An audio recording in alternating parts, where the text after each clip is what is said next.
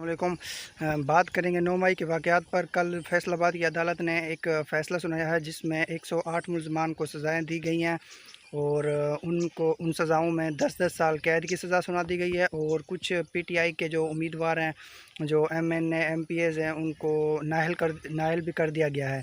تو اسی حوالے سے بات کریں گے۔ ان میں شیخ رشید کا بھتیجا بھی شامل ہے، جو ابھی ایک حالی انٹرویو میں کل میں نے ایک انٹرویو دیکھا تھا شیخ رشید کا، جس میں اس نے کہا تھا کہ میں ان 6 مسلمانوں میں سے ان 6 پاکستانیوں میں سے ہوں جس نے خانہ کعبہ کی چھت پہ گئے ہیں۔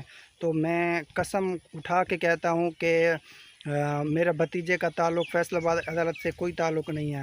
تو یہ عدالت پاکستان کا، یہ عدالتوں کا حال دیکھیں، جو ایک بندہ اور دوسرا حامد رضا بھی اس میں نااہل ہونے والوں میں اور 10 سال کی سزا والوں میں شامل ہے۔ حالانکہ حامد رضا تو یہ تو پی ٹی آئی کا تھا ہی نہیں، اور نہ ہی یہ تو پی ٹی آئی سے مطلب الیکشن کے بعد اس میں پی ٹی آئی کے ساتھ شامل ہوا ہے۔ تو اس کو سزا دینا یہ تو عدالتوں پہ ایک سوالیہ نشان ہے۔ تو آپ یہ بھی ایک بات ہے، اور عدالتوں کا حال ہے، اور دیکھیں یہ فیصلے ہو رہے ہیں عدالتوں سے۔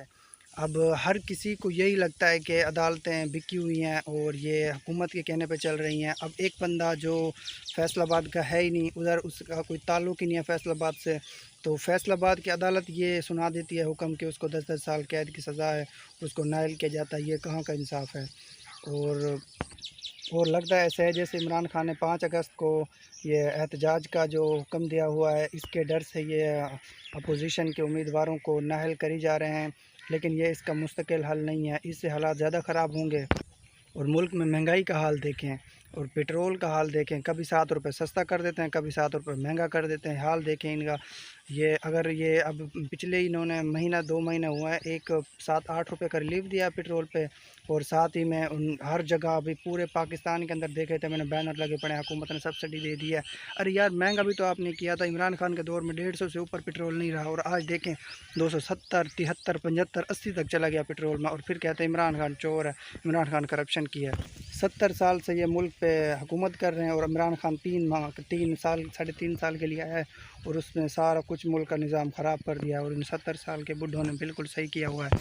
اگر ویڈیو اچھی لگی ہے تو چینل کو سبسکرائب کر دیں، لائک اور اچھا سا کومنٹ کیجیے تاکہ میں آپ کے لیے نئی سے نئی ویڈیو بنا سکوں۔ شکریہ۔